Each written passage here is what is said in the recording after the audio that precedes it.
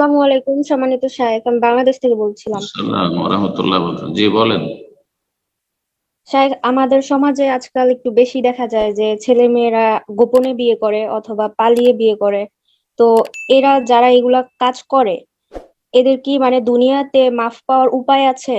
মানে থাকলে সেটা কিভাবে তারা তওবা করে, কিভাবে কি করলে মানে গুনাহ থেকে মুক্তি হয়ে মৃত্যুবরণ করতে পারবে?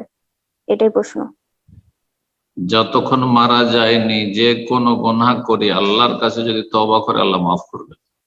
শুধু মানুষের হক যদি নষ্ট হয়ে থাকে তার কাছ থেকে ক্ষমা নিতে হবে, আর তাকে পরিশোধ করার হলে পরিশোধ করতে পেমেন্ট করতে হবে। যেমন টাকা পয়সা কারো কাছে ধার নিয়েছে, বেইমানি করেছে, হ্যাঁ, কারো কাছে ঘুষ খেয়েছে, তাহলে তাকে ফিরিয়ে দেবে, চেনা যদি থাকে। বাকি কথা হলো যে কেউ পালিয়ে বিয়ে করেছে, হারাম কাজ করেছে, আল্লাহর হক নষ্ট করেছে। যদিও সেখানে ওলি বাবারও হক নষ্ট করেছে, কিন্তু বাবা হয়তো মাফ করে দেবে। আল্লাহ রাব্বুল্লাহর কাছে ক্ষমা চাওয়া, আল্লাহ তোমাকে মাফ করে দাও, আমি জানতাম না, অথবা জেনে শুনে আমি কুপ্রবৃত্তির অনুসারে মনের পূজা করতে গিয়ে, শয়তানের গোলামি করতে গিয়ে এর গুনাহ করেছে, আল্লাহ তুমি মাফ করে দাও। এর চাইতে বড় গুনাহ শিরকের গুনাহ। সেই ক্ষেত্রে বড় বড় মুশরিকরা, হ্যাঁ, বরং রাসূলুল্লাহ সাল্লাল্লাহু আলাইহি ওয়াসাল্লাম সাহাবায়ে কেরামদের বিরুদ্ধে যারা লড়াই করেছে, তারা যখনই কালেমা পড়েছে, অন্তর থেকে বিশ্বাস করে, আল্লাহ তাদেরকে মাফ করে দিয়েছে। কুল লিল্লাযিনা কাফারু ইন ইয়ানতাহু ইউগফার লাহুম মা কাদ সালাফ। আল্লাহ কোরআনে বলছেন যে কাফেরদেরকেও বলে দাও, এমনকি ইহুদিদেরকেও বলে দাও, যতই বড় কট্টর ইসলামের মুসলিমদের দুশমন হোক না কেন, কুল লিল্লাযিনা কাফারু, কাফেরদেরকে জানিয়ে দাও আল্লাহ যে কত দয়ালু, আরহামুর রাহিমিন।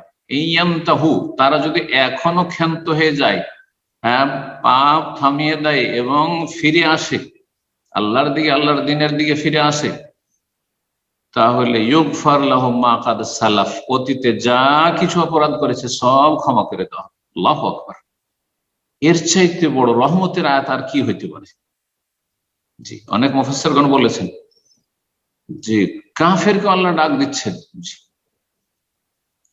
অন্য আয়াত আল্লাহ আফালা ইয়াতুবুনা ইলাল্লাহি ইস্তাগফিরুনাহু, যারা অপরাধ করেছো, যে কোনো অপরাধী, যত বড় মুশরিক কাফের হোক না কেন, ইসলামের দুশমন হোক না কেন, অথবা হারাম জেনা করুক, মদ খাক, আর খুন করুক, যাই হোক না কেন, হ্যাঁ, আল্লাহ বলছে আফালা ইয়াতুবুনা ইলাল্লাহ, তারা কি আল্লাহর কাছে তওবা করবে না? এখনো সময় আছে, তওবা করো। ওয়া ইস্তাগফিরু, আল্লাহর কাছে ক্ষমা চাইবে না। আল্লাহু হুল গফুরুর রহিম, আল্লাহ গফুরুর রহিম, আল্লাহ বড় মার্জনাকারী। সুতরাং লা তাকনাতু মির রাহমাতিল্লাহ, আল্লাহ করে বলছে আল্লাহর রহমতে নিরাশ হয়ে না। তবে কাজটি নোংরামি হয়েছে, অশ্লীল কাজ হয়েছে, অশ্লীলতা হয়েছে, জেনা ব্যভিচার হয়েছে। যদি বড় জেনা নাও হয়ে থাকে, এমনি শুধু তার সাথে প্রেম আলাপ হয়েছে, তারপরে পালিয়ে গিয়ে বিয়ে করেছে, তবু হারাম কাজ হয়েছে।